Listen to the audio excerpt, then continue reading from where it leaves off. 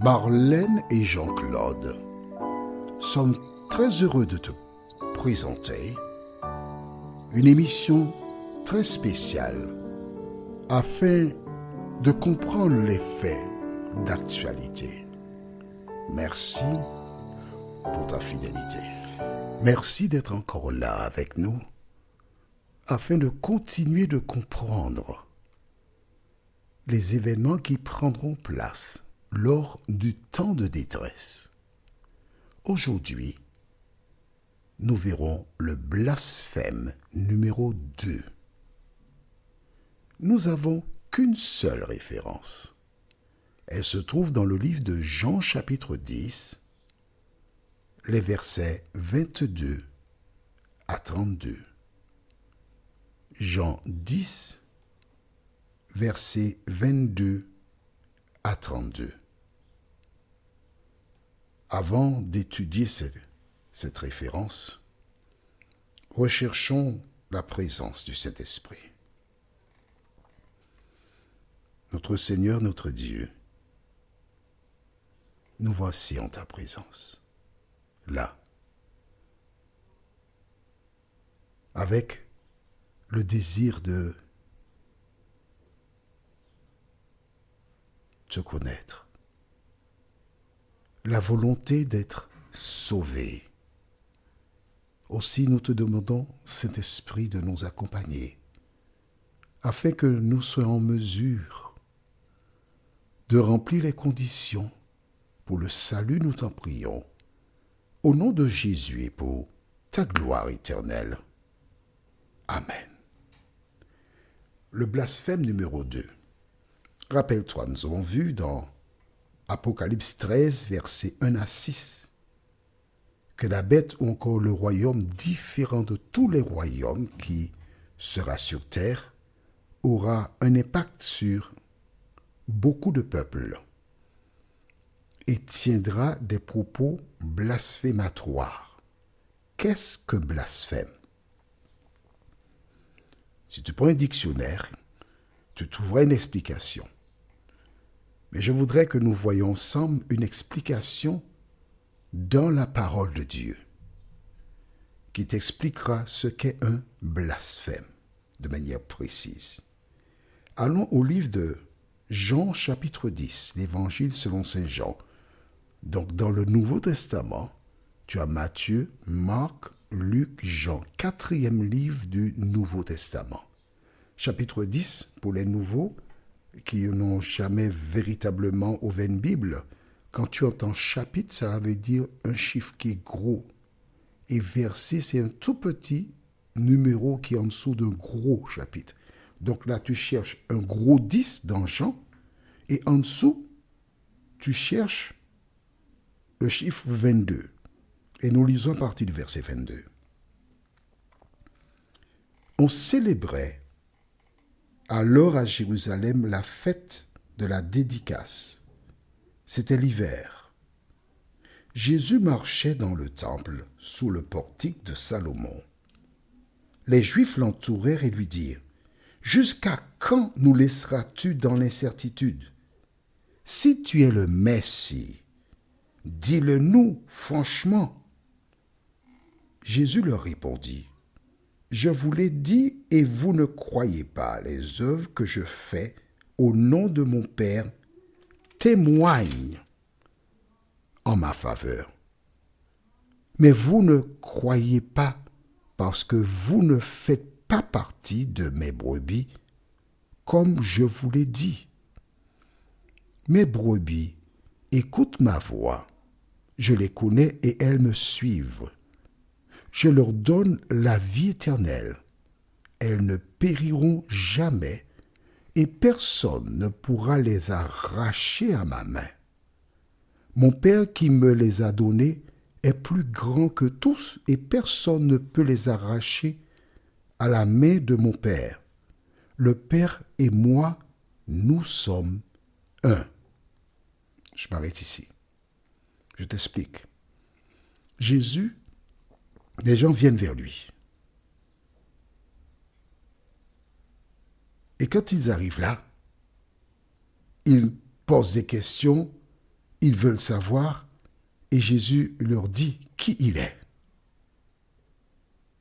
Ces personnes questionnent et Jésus donne des réponses appropriées. Et quand il dit « Le Père et moi, nous sommes un », il indique qu'il n'y a pas de différence entre le Père et lui. Pourquoi? Parce que jusqu'à présent, quand il s'adressait à Dieu, il l'appelait Père ou Dieu. D'accord? Et quand Jésus dit cela, que font-ils? Lisons verset 31. Les Juifs prirent de nouveau des pierres pour le lapider.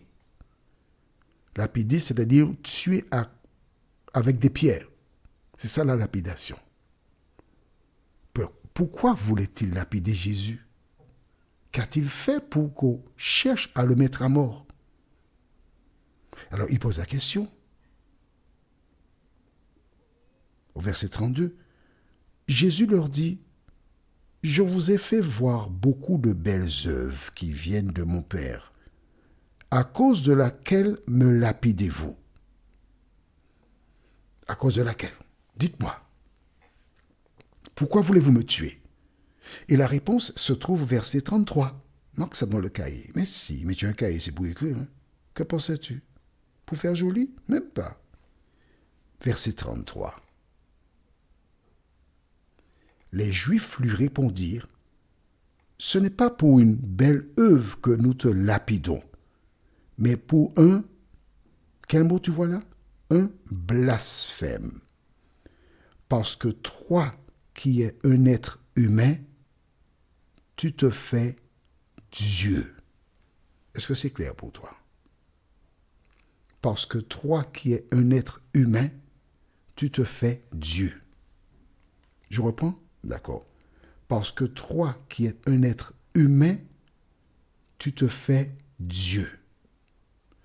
Un blasphème, c'est lorsqu'une personne, un humain, se fait passer pour quoi?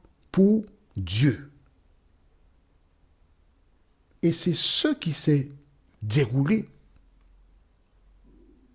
Jésus a fait des miracles. Il a ressuscité les morts. Les gens ont vu toutes ces choses.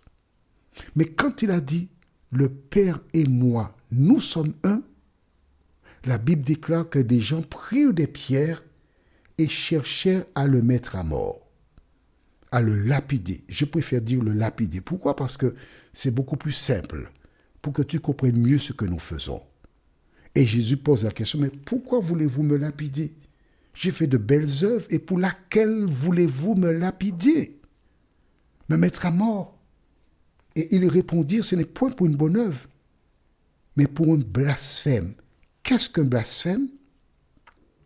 Je relis le verset 33 pour toi. D'accord. Parce qu'il faut que tu retiennes cela pour ne jamais oublier cela. Lisons, toi et moi, verset 33. Les Juifs lui répondirent, « Ce n'est pas pour une belle œuvre que nous te lapidons, mais pour un blasphème. » D'accord? Pourquoi? Parce que toi, qui es un être humain, tu te fais Dieu. Toutes les fois qu'un humain se fait Dieu, il fait quoi? Un blasphème. Est-ce que c'est clair pour toi? Dis-moi. Je te laisse le temps pour réfléchir. Tout le temps pour réfléchir. Parce que toi qui es un humain, tu te fais Dieu. Alors, si tu entends quelque part, on présente quelqu'un comme Dieu, comme un père, et cette personne arrive à mourir, c'est un blasphème. C'est un blasphème. Parce que toi qui es un homme, tu te fais Dieu. Réfléchis, analyse, regarde autour de toi.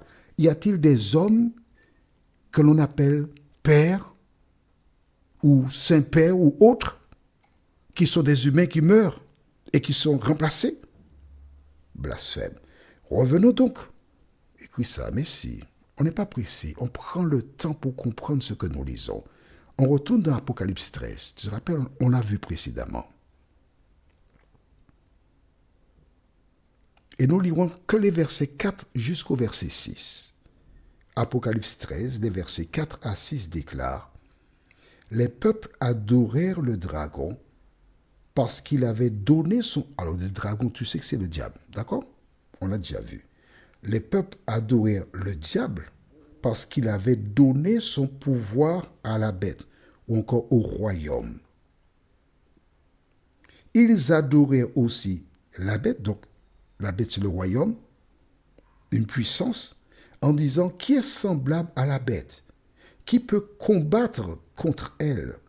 Il lui fut donné une gueule pour proférer des discours arrogants et insultants contre Dieu. Cette puissance qui est sur terre, ce royaume, dira des choses contre Dieu, combattra Dieu, essaiera de faire des changements par rapport à ce que Dieu a donné. Toujours le contraire. Pourquoi? Parce que le diable, il fait toujours le contraire de ce que Dieu donne. C'est bon? Elle reçut le droit d'exercer son autorité pendant 42 mois. Et le verset 6.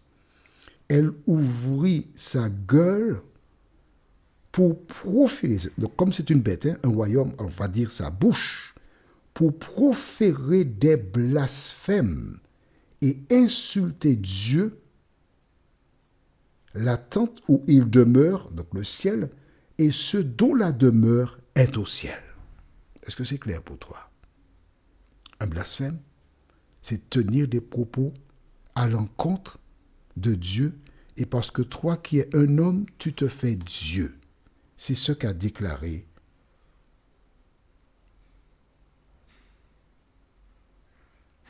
ces hommes qui voulaient lapider Jésus. Alors, nous verrons dans notre prochaine édition un exemple qui montre comment le diable a mis dans la tête des gens une démarche qui est contraire, blasphématoire. Et cela se trouve au livre de Actes des Apôtres, chapitre 10, que nous verrons prochainement. En attendant, prions. Merci Seigneur, parce que là nous savons que toute personne qui s'approprie le titre de Dieu commet un blasphème. Merci pour l'explication que tu nous donnes à travers la parole.